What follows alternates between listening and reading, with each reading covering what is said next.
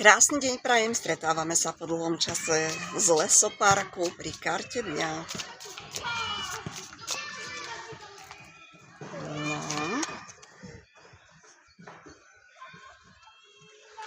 8 mincí.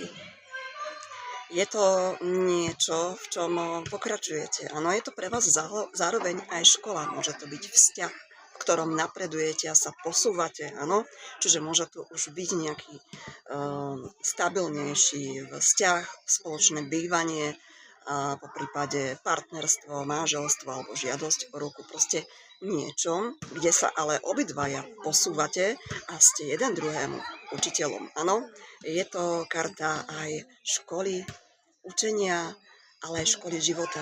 Áno, taktiež to môže znamenať aj postup v práce, kariérny postup, škola ako taká, napríklad dokončenie nejakého aj školy alebo nejakého kurzu.